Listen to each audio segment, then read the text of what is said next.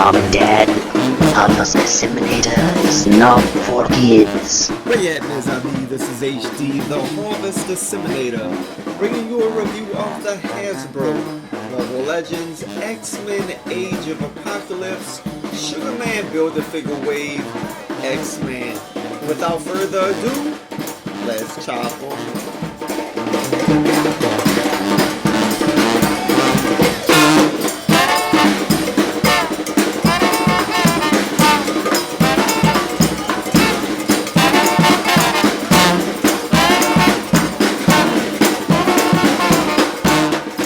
To the packaging, you are going to have the X-Men Age of Apocalypse font right here. You have the Age of Apocalypse logo up on top. You will have artwork, which I'm really digging this artwork with this wave. You have artwork of Nate Gray on both sides of the box, and it is going to be the same artwork. You will have the face of Apocalypse here on top. That's going to be the reality with all of the figures in this wave. On the back, you get a product shot with a little write-up about Nate Gray. The rest of the wave, the Sugar Man Build-A-Figure. On the bottom down here, you have a barcode, and they're going to tell you it's made in China. Now let's get them out the box and see what my man Nate Gray is all about. Here he is out of the packaging. I have found an issue. I have a problem with the figure so far. We'll get into it in a moment. But overall, I like how he looks. He looks good. There are a couple of issues we're going to grapple with here in a moment.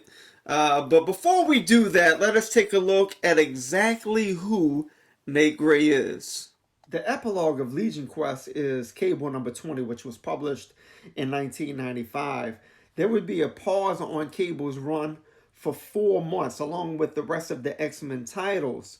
The Age of Apocalypse had been born as a result of Legion killing his father, Professor X. I covered that in my last video. In place of Cable's run, the X-Man title would take its place. So, in essence, X-Man is sort of like the AOA version of Cable, but he's not Cable. He's a completely different being. With most of the other characters, like, for example, Gambit, right? Gambit is actually Gambit in the Age of Apocalypse. However, Nate Gray is not Nathaniel Summers. He's a completely different being.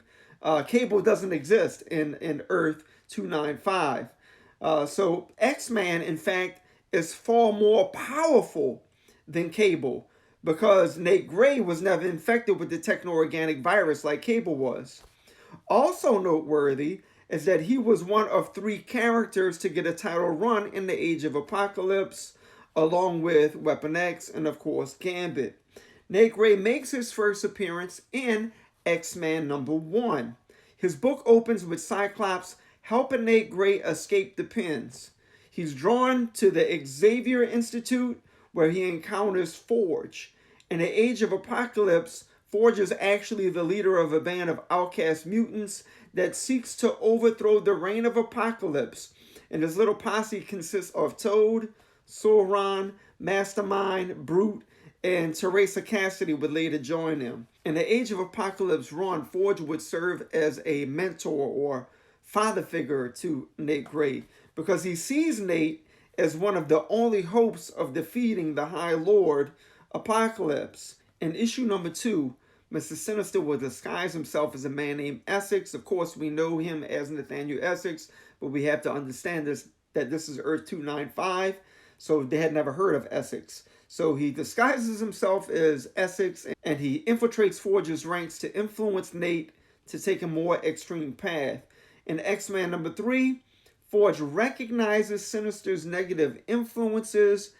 He finds Mr. Sinister standing over the dead body of Brute. Of course, Sinister killed Brute. Forge challenges him, but meets his demise at Sinister's hand. In his dying breath, he tells Nate Gray to seek Magneto. And this transitions us to issue number 4. Nate goes to battle with Mr. Sinister. In the midst of the battle, Nate and Sinister travel in psionic form to explore Nate's creation in a secret lab that Sinister hid from Apocalypse. In this exploration of the past, Sinister reveals, in fact, that he was created using the DNA of both Cyclops and Jean Grey. Sinister didn't want him to escape, but couldn't risk stopping him and exposing his existence. So look, man, he actually uses his telekinetic power and kills Mr. Sinister. And of course, he rushes to the aid of Magneto and his X-Men. In the grand crescendo of this arc, which is Age of Apocalypse Omega, Nate shines in his battle with Apocalypse. However, let it be noted that in fact it was Magneto that would bring Apocalypse to his demise. At the end of the battle, Nate uses a shard of the McCrane crystal to defeat Holocaust. So Bishop actually transitions through the McCrane crystal to Earth 616. He hinders Legion from killing Xavier. The McCrane crystal then eradicates the Age of Apocalypse, and Earth 616 is in fact restored. Because Nate was holding a shard of the McCrane crystal during this transformation, he was transported to Earth 616. He would make his first appearance in Earth 616 in the X-Men Prime, which of course was published in July of 1995. He was found crashing like a meteor into Switzerland, where he's encountered by Blacksmith. After the Age of Apocalypse is finished, Cable's run would resume with Cable number 21. However, X-Men run did not end. It transitioned into X-Men number 5, and of course Cable and X-Men would have their first encounter in Cable number 30. That's a little bit about Nate Gray's background. Now let us take a look at his accessories. And he didn't come with any. So you saw this little fire effect that I put on his hand just now. I took this off of Iron Fist, okay? So, you know, that's just an idea of an accessory that you can use with him. Matches design real well, shows his telekinetic power. I wish he would have come with some type of an effect. Granted, we do have other effects we can use, but man, I wish they would have done something a little bit more unique and given him his own accessory. A lot of times, man, this guy's glowing in his entirety. You know, one time I saw this fire effect at Barnes & Noble, man. I believe it was like some kind of anime figure. Cost $20. I probably should have got it, but I really wish that Hasbro would release more effects. You know, give them to a solo, man, at a decent price. And give us an arsenal of accessories with the figures. But, you know, man, for such an iconic figure, X-Man Nate Gray, I wish he would have came with something. What he did come with were the two arms of the Sugar Man Build-A-Figure. So I'm still missing Sunfire. I'm going to review Beast next. I haven't found him yet. I do have him on pre-order. He hasn't come in yet. So we'll see what happens. But yeah, man, we'll take a closer look at these arms when we review the figure. For the most part, I feel like his head sculpt came out pretty nice. Of course, I am totally digging this effect right here on his eyes. His other eye seems to be like it's just straight white, or that might be gray in there. He does have these white streaks in his hair, which is comic book accurate. Of course, there's a base of brown. It feels like you can see the brown through it just a tad bit, not too much. The brownness of his hair, he has like this little bowl cut going on, y'all. Looks alright. There's no wash in it. It's just a straight brown. It seems like the top is actually a darker brown than the bottom part. This was glued on, where I feel like this is part of the sculpt down here, this bottom part of his hair. That's why it kind of looks like a toupee in a way, or you know, like a bowl cut, if you will. But look at that fire effect. That is not Cable's fire effect, by the way, y'all. Cable's eye effect is going to be completely different, as you can see here. See if I can get him to focus real quick. So yeah, man, it's a different eyepiece. Nate Gray's is a lot more jiggy. You know, it's a lot more wow. And so I like that a lot. So yeah, man, just looking at the head sculpt, you know, he does have kind of like this smirk on his face, which I think is cool, man. Because this dude's powerful and he ain't playing no games. Dude is about his business. And so, yeah, man, I like the facial expression. I like the way the head came out, man. It looks good. And then, you know, you get to his outfit. And I feel like it's, you know, for the most part, it's comic book accurate. Sometimes he's wearing shoulder pads up here, and I kind of feel like I see those shoulder pads in a way they just didn't color them. Like there's a yellow in there, and I feel like there's a yellow line that's painted in the back in the comic books back there on his jacket as well that's not there. So, you know, man, maybe they could have did that first, just painted that yellow in there. But, you know, the straps on his arm are painted yellow. Down here, the collars on his arms, they're painted, you know, by his wrists. That's comic book accurate. These lines are sculpted right there. Are they sculpted? No, they're not sculpted, man. They painted. They just painted right onto the legs. I was about to say, man, they're using Gambit's legs, and they could have, you know, but it doesn't seem like they did. So they just painted that on both sides. He does have these knee pads. That's comic book accurate right there. And of course, he's just straight blue throughout. He has this nifty little belt right here, and they painted this right here. Now that's sculpted in right there on his pants. That's sculpted in, and they painted it. And take a look at that belt right there, y'all. That's looking all right. Does have wrinkling in the jacket. Check this out, man. What I like what they did here, they gave him a jacket, right? And they gave him double jointed elbows, man. This gives me hope right here, man. Maybe they're like, man, we about to re-release that Gambit, man. Let's just give this a little trial run. So I'm hoping they give us a retro Gambit, man, and they give him these arms, right? Well, they can't give him like these four arms right here, but they give him this part of the jacket right there, man, and throw them double jointed elbows in there, man. Look, those double jointed elbows, man, they go a long way, man. Stick a little cigarette in this dude's hand, man. You know, that dude put it right up to his mouth, you know. Look at that. Look at that. He's touching his face. I like that, man. Right up to his mouth. And so I like these double jointed elbows in him on him. That looks really good.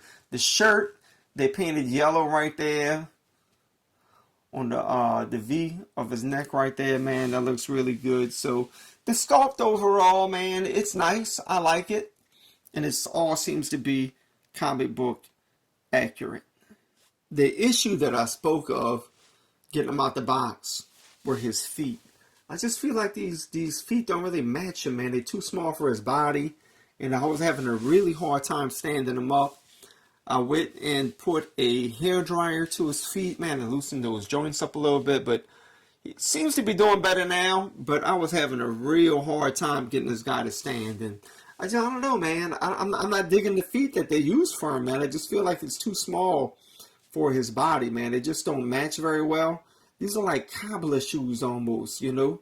And so I'm not really digging those too much. I wish they would have used different feet. And that'd probably be the only complaint I have overall with the figure. Another complaint I would have is, man, they should have gave us 2 sets of hands. They didn't give us any accessories. They could have given us 2 open hands like this and 2 fisted hands. Because this dude, you know, he's definitely engages in a lot of hand-to-hand combat. So I wish they would have done that. They could have given him a flight stand. No, I'm just messing with y'all. But he can't fly.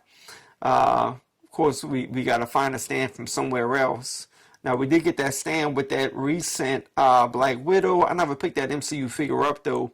But I have other stands I could use if I wanted to put them in flight. Yeah, that's my biggest complaints, man. Just really, the feet would be number one. Lack of hands, no accessories. But let us take a look at his articulation. My man can look up that high. I like how they put that collar way back there, so that allows him to look up. And that's good because he can't fly, as I mentioned, so he could definitely look straight ahead while he's flying. He could look way down as well. Look at that, man. He get his neck to go way down.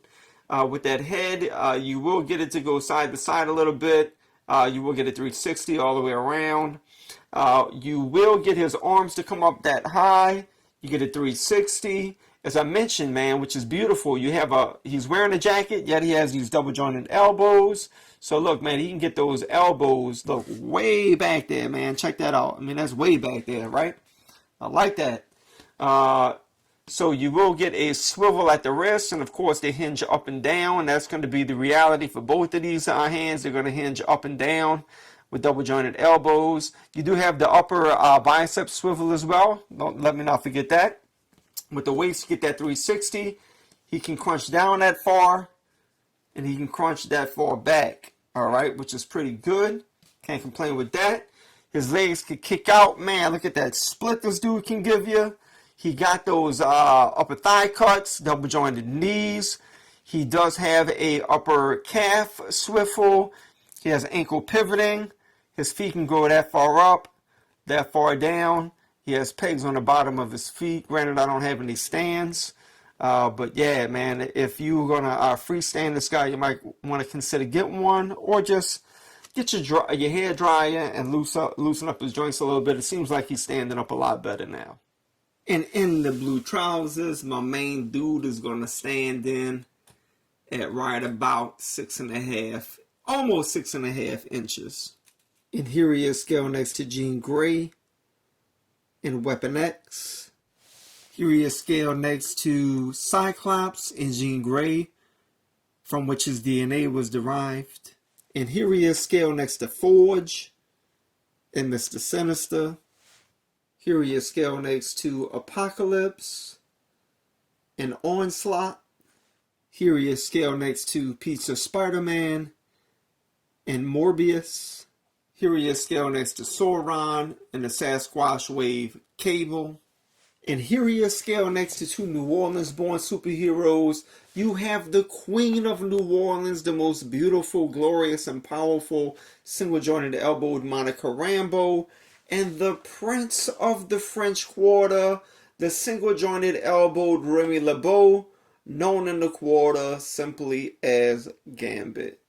You know, in my mind, there's completists. There's collectors that are going to buy every single Marvel Legends action figure despite whether they like them or not. I think there are other more discriminate collectors that are only going to buy characters that appeal to them. And that's where I fall. You know, I only buy characters that appeal to me. Sometimes, man, I want to build a figure and I don't, simply because I don't like some of the figures in the wave, man. And then I regret it later on. But I think, you know, if you've read Age of Apocalypse, the 1990s run of it at least, you know, that you'll have a connection to Nate Gray and the rest of these figures, and you'd want them, you know. So I think it really depends on readership. I think that newer readers are becoming familiar with Nate Gray, especially with the recent run of Age of X-Men. So he might be gaining some more popularity. So this is the same guy right here. He appears to be like a Jesus in the newer X-Men runs. But yeah, he's a great figure, man. I gave you my complaints, and that's going to be his feet. I don't like them, man. I wish they would have used different feet. I was having a hard time standing them up. However, I did put like I said, a hair dryer to him, and it loosened them up. I don't like that he didn't come with any accessories. I wish he would have came with some type of fire effect to put over his hand to show his telekinetic abilities. I think that would have been legit. And yeah, man. So no accessories, the feet, man, and no alternate hands. Those are the three big things that I mentioned here. And those are the things I have problems with. Other than that, I do like the figure. I'm happy to have him in my collection. And that's my review of this guy, y'all. I hope you enjoyed it. If you haven't already, please consider subscribing, hitting the notification bell, and giving the video a like. It would definitely support the channel, man. And yeah, thank you guys for watching, man. Thank y'all for y'all comments that y'all leave down below, man. Really appreciate the dialogue with y'all. And until next time, man, I'm going to be reviewing again. Sunfire, still waiting on him in the mail. I'll be reviewing Beast. And we'll build Sugar Man here on the channel, and I got some other figures that I'm going to be reviewing here soon as well. So stay tuned, y'all, and until next time, as we say here in New Orleans, les bon temps roulé, mes amis.